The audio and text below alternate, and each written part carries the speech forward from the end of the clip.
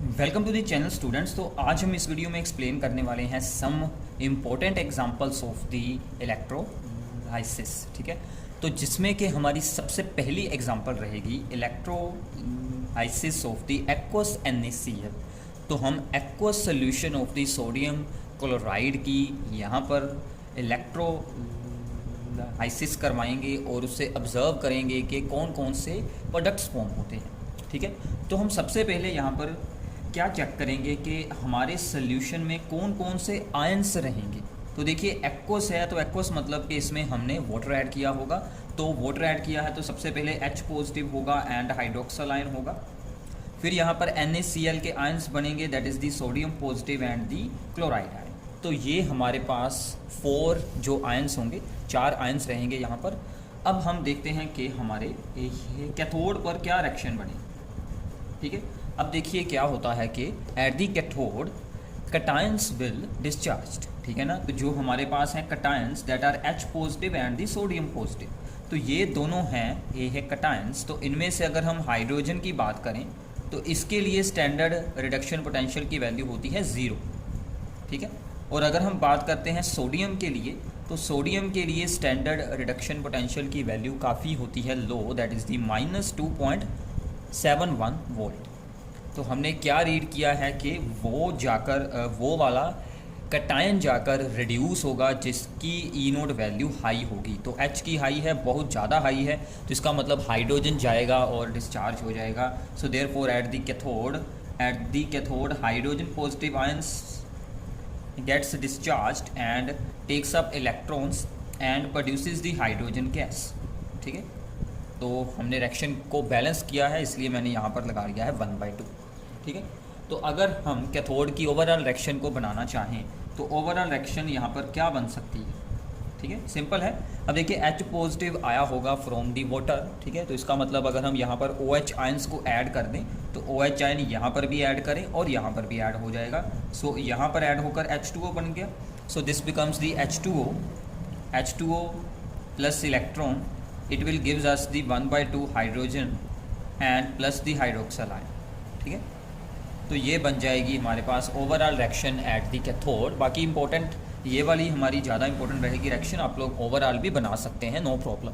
ठीक है, अब हम बात करते हैं हमारी दूसरी साइड की, that is the anode side. तो एनोड साइड पर क्या होता है, दैट इज़ जो यहाँ पर अनायंस हैं, दैट इज़ हाइड्रोक्सल आयन और Cl नेगेटिव आयन, इनमें से एक अनायन जाकर होगा डिस्चार्ज जिसकी वैल्यू लो होगी।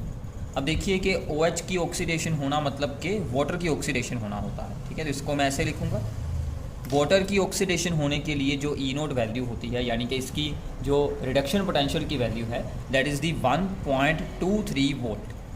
और जो यहाँ पर Cl जो है, ठीक है, Cl2 है, उसकी जो रिडक्शन पोटेंशियल की वैल्यू है दैट इज़ 1.36 वोल्ट। ठीक है, अब इनमें से अगर आप लोग यहाँ पर ध्यान से चेक करेंगे तो इसकी वैल्यू लो है। ठीक है ना, वाटर की वैल्यू लो है, तो मतलब वाटर की ऑक्सीडेशन होनी चाहिए, मतलब कि OH आयन की ऑक्सीडेशन होगी in the preference to the Cl negative. But ऐसा बिल्कुल नहीं होता, यहाँ पर क्लोराइड आयंस की ही ऑक्सीडेशन होती है। तो एनोड पर क्या होगा, क्लोराइड आयन ही ऑक्सीडाइज होगा। तो क्लोराइड आयन ऑक्सीडाइज होकर हाफ Cl2 बनाएगा और प्लस इलेक्ट्रॉन बनाएगा। ऐसा क्यों हुआ है वो हम अब एक्सप्लेन करते हैं। अब देखिए इन दोनों की ई नोड वैल्यूज़ में, मतलब इनकी जो डिस्चार्ज होने की टेंडेंसी है उसमें ज़्यादा डिफरेंस बिल्कुल नहीं है। ठीक है, बहुत ही लो डिफरेंस है। ठीक है, 0.13 का डिफरेंस है। और वाटर की oxidation is very slow process. ठीक है, सो दिस इज़ के जो वाटर की ऑक्सीडेशन, ठीक है, oxidation of the water is very slow kinetically. ठीक है ना, तो ये जो प्रोसेस होती है दिस इज़ वेरी स्लो, ये काइनेटिकली ये बहुत ही स्लो होती है, जिसके कारण क्या होता है, there is resistance at the electrode. ठीक है, तो इलेक्ट्रोड्स पर रेजिस्टेंस एक तरह से प्रोड्यूस हो जाती है क्योंकि बहुत ही स्लो प्रोसेस है। तो जब कोई स्लो प्रोसेस किसी इलेक्ट्रोड पर हो तो वहाँ पर रेजिस्टेंस प्रोड्यूस हो जाती है। इसलिए हमें एक्चुअल में वाटर की ऑक्सीडेशन करवाने के लिए इससे हायर वोल्टेज की ज़रूरत पड़ती है। मतलब ये तो उसकी एक यहाँ पर थ्योरेटिकल वैल्यू है ना, तो अगर हमने एक्चुअल में इसकी ऑक्सीडेशन करवानी है तो हमें एक्स्ट्रा वोल्टेज की रिक्वायरमेंट होगी। So this phenomenon is known as the over voltage. तो इसको हम क्या नाम देते हैं? Over voltage. मैं एक बार रिपीट कर देता हूँ, सिंपल सी बात है। ओवर वोल्टेज में क्या होता है कि जो प्रोसेस बहुत ही स्लो होती है, ठीक है, स्लो प्रोसेस इलेक्ट्रोड पर होने के कारण उस पर रेजिस्टेंस प्रोड्यूस हो जाती है, जिसके कारण हमें थ्योरेटिकल वैल्यू से कुछ एक्स्ट्रा वोल्टेज की रिक्वायरमेंट होती है उसकी ऑक्सीडेशन करवाने के लिए। This is known as the over voltage. So इसका मतलब एक्चुअल में इससे हायर वोल्टेज की रिक्वायरमेंट होगी, तो इसीलिए Cl आयंस की ऑक्सीडेशन हो जाती है। तो आप लोग इसे अगर इन दी वन वर्ड एक्सप्लेन करना चाहते हैं, ड्यू टू ओवर वोल्टेज, तो आपको बस इतना एक्सप्लेन कर देना है, due to over voltage chloride ions gets oxidised and produces the chlorine. ठीक है, तो इसका मतलब हमारी ओवरऑल क्या रिएक्शन अब यहाँ पर आएगी। तो ओवरऑल हम इन दोनों रिएक्शंस को अब यहाँ पर ऐड कर देते हैं, this reaction and this reaction. ठीक है, और इनमें हमने सोडियम आयंस को ऐड करना है, क्योंकि सोडियम आयंस तो ऑलरेडी सोल्यूशन में है। ठीक है, अब देखिए सोडियम इसके साथ हम यहाँ पर ज्वाइन कर देते हैं, this becomes the NaCl। NaCl का एक्वा सोल्यूशन है, एंड प्लस हमने किया यहाँ से वाटर। ठीक है, और वाटर के बाद अब इसकी हो गई यहाँ पर इलेक्ट्रोलाइसिस। इलेक्ट्रॉन एक दूसरे के साथ हो जाएंगे सोल। यहाँ पर क्या प्रोड्यूस हुआ, यहाँ पर एक तो बना, ये है सोडियम पॉजिटिव, ऐसे ही आएगा इस तरफ भी। ठीक है, और साथ में यहाँ पर प्रोड्यूस हुई है half hydrogen in the gaseous form, half Cl2 in the gaseous form, and plus यहाँ पर है that is the hydroxyl ions. ठीक है, तो ये यहाँ पर चार चीज़ें हैं। तो sodium ions and the hydroxyl ions remains in the solution, तो यहाँ पर सोडियम हाइड्रोक्साइड बन सकता है, और hydrogen gas produces eight the cathode and the chlorine gas at the anode side. ठीक है, तो ये थी आपकी electrolysis of the aqueous NaCl। ठीक है, सिंपल सी प्रोसेस है। सो नाउ इसके बाद हमारे पास है second example of the electrolysis, that is electrolysis of the acidified water. तो हमने एसिडिफाइड वाटर की यहाँ पर अब करनी है इलेक्ट्रोलाइसिस। तो सबसे पहले हम देखते हैं कौन से आयंस हैं हमारे पास। तो वाटर है तो H positive and the hydroxyl ion होगा। तो एसिड मान लीजिए हमने इसमें few drops of dilute sulphuric acid add करते हैं। ठीक है, तो डिल्यूट सल्फ्यूरिक एसिड में से भी H पॉजिटिव आयंस आएंगे, वो तो यहाँ पर ऑलरेडी हैं, एंड साथ में आ जाएंगे सल्फेट आयंस। ठीक है, तो only 3 different types of ions are there and only 1 a cation. तो इसका मतलब इस बार कोई प्रॉब्लम नहीं है, कटायन एक ही है, यही जाकर जाएगा कैथोड पर और रिड्यूस हो जाएगा। ठीक है, तो कैथोड पर तो हमारी सिंपल रिएक्शन होगी कि H पॉजिटिव गेन्स इलेक्ट्रॉन, ये एक्वस है sorry, and it will gives us the half hydrogen. ठीक है, सिमिलरली जैसे कि पिछली एग्जांपल में था। ओके है, ये तो सिंपल होगी प्रोसेस। अब देखिए एट दी एनोड क्या होगा। ठीक है, एनोड पर अब क्या होगा वो आप लोगों ने ध्यान से देखना है। अब देखिए एनोड की साइड पर जो यहाँ पर हाइड्रोक्सल आयन है और सल्फेट आयंस है, इनमें से हाइड्रोक्सल आयंस का डिस्चार्ज पोटेंशियल, डिस्चार्ज होने की टेंडेंसी जो इनसे ज़्यादा होती है, मतलब इनकी ऑक्सीडेशन होना ईजी होता है, ये आप लोग सिंपली याद रख सकते हैं। ठीक है, तो इनकी ऑक्सीडेशन होगी मतलब कि वाटर की ऑक्सीडेशन होगी। ठीक है, तो क्या होगा, अब इसकी रिएक्शंस को आप लोगों ने अच्छे से अंडरस्टैंड करना है। हाइड्रोक्सल आयन में से एक इलेक्ट्रॉन जब रिलीज़ हो जाता है तो वो बन जाता है OH। अब देखिए अकेला ये जो OH है दिस इज़ नॉट स्टेबल, तो ऐसे 4 OH आपस में जुड़कर क्या बनाते हैं, this gives us the 2H2O and plus oxygen. ठीक है, तो इस रिएक्शन को बैलेंस करवाने के लिए हमें ऊपर भी यहाँ पर 4 यूज़ करना होगा सभी के साथ। ओके, अब यहाँ से 4 इलेक्ट्रॉन आए हैं और ये चीज़ बन गई। अब इन दोनों को यहाँ पर हम ये करवा देते हैं, दैट इज़ ऐड कर देते हैं, तो ये दोनों हो जाएंगे सेम। यहाँ से क्या रिज़ल्ट बनेगा, 4 हाइड्रोक्सल आयंस ऑक्सीडाइज होकर क्या बना रहे हैं, 2H2O plus oxygen and plus 4 electrons. ठीक है, so this is the reaction at the anode.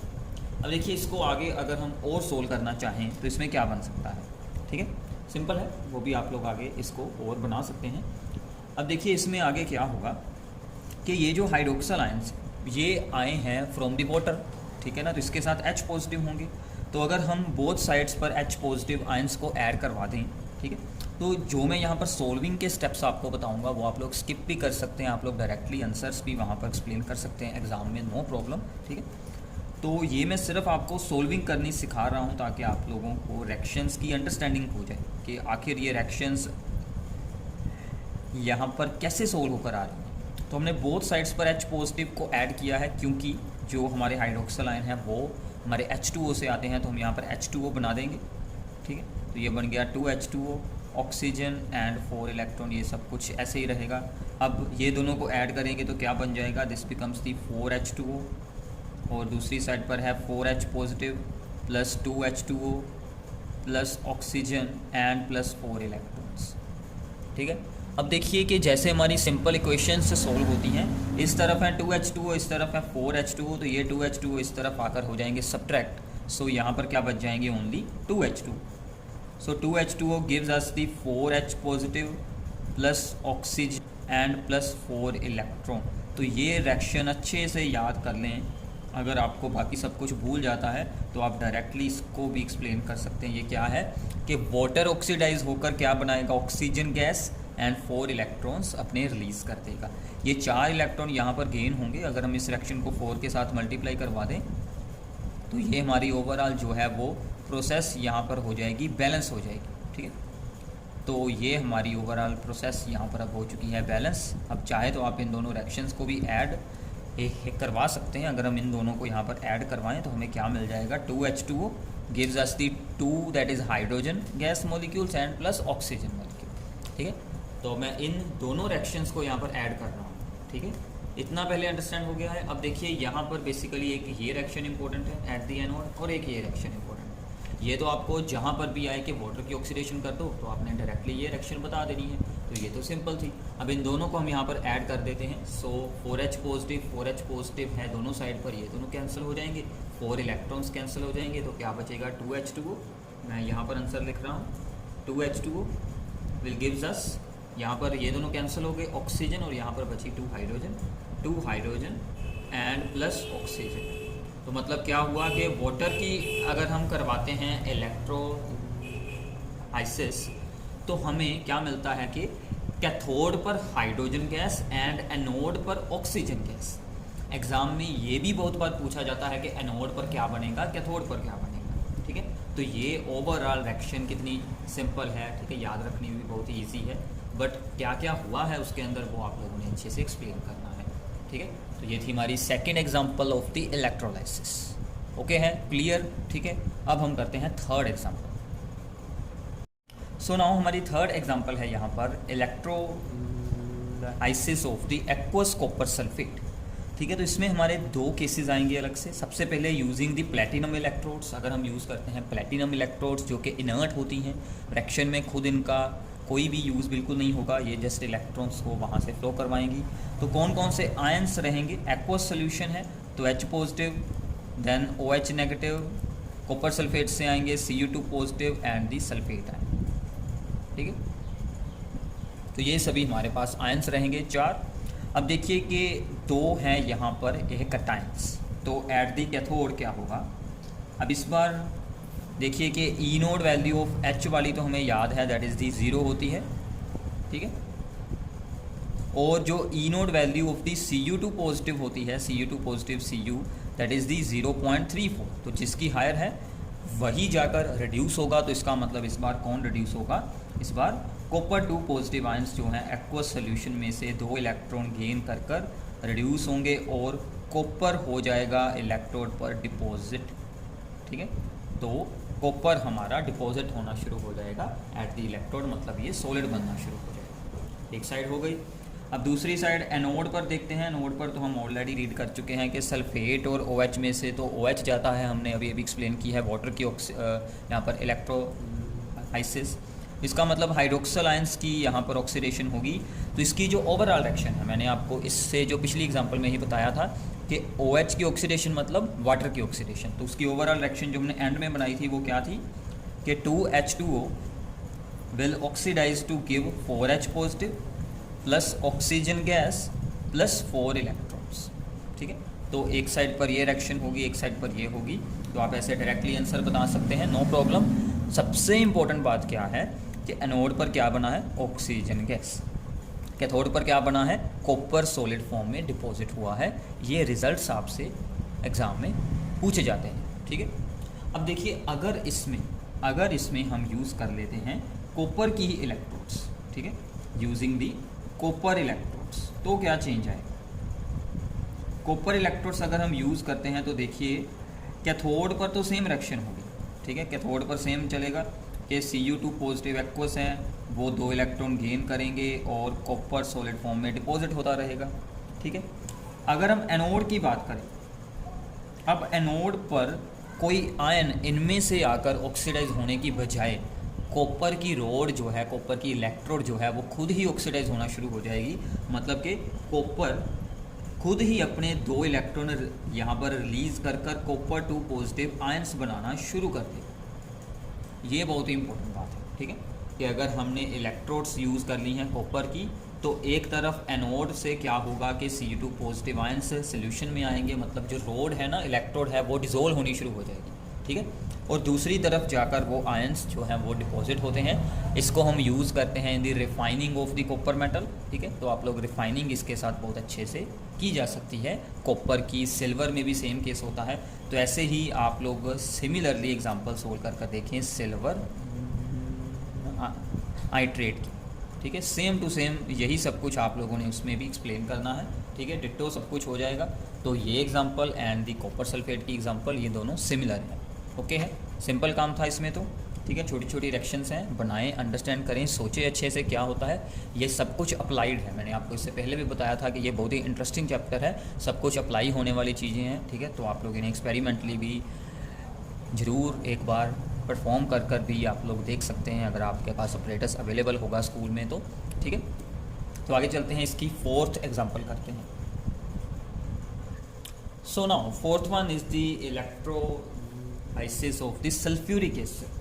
अब देखिए सल्फ्यूरिक एसिड के केस में भी आयंस जो होंगे वो हमारे सेम रहेंगे। एक तो यहाँ पर H positive and OH ions हो सकते हैं और एक हो सकता है सल्फेट आयन। अब इसमें भी हम 2 केसेस बनाएंगे, बट सबसे पहले एक ही हमारे पास है पॉजिटिव आयन, तो हमारी कैथोड की रिएक्शन तो एक ही बन सकती है, ठीक है, उसमें तो कोई और चांसेस ही नहीं है। अब तो आप लोग बहुत बार इसे बना चुके हैं।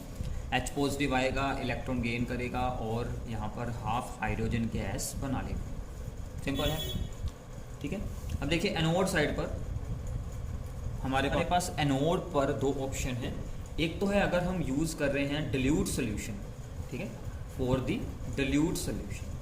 तो डिल्यूट सोल्यूशन का मतलब क्या है कि सल्फेट आयंस का अमाउंट काफ़ी लो होगा, तो OH आयंस का अमाउंट वहाँ पर ज़्यादा होगा, तो क्या होगा, फिर से इसकी ऑक्सीडेशन हो जाएगी, मतलब कि वाटर गेट्स ऑक्सीडाइज्ड, ठीक है, वाटर ऑक्सीडाइज हो जाएगा, मतलब कि डिल्यूट सल्फ्यूरिक एसिड या फिर एसिडिफाइड वाटर दोनों के ऑक्सीडेशन के रिजल्ट में सेम मिलते हैं। तो इसमें फिर से क्या आ जाएगा, क्या रिएक्शन थी वो, 2H2O will gives us 4H positive, ठीक है, ये 4, तो 2 ऑक्सीजन है, oxygen gas and plus 4 electrons, ठीक है। फिर तो ये रिएक्शन हो गई।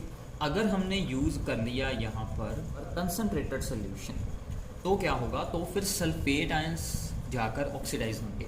अब सल्फेट आयंस ऑक्सीडाइज होकर क्या बनाते हैं, दिस इज इम्पोर्टेंट, ठीक है। ये है sulphate ion, sulphate ion aqueous state में है, सॉरी मैं यहाँ पर स्टेट्स जो है वो आप लोगों ने ज़रूर लिखनी है, इसकी एक्वस है, इसकी है गैसियस, ठीक है।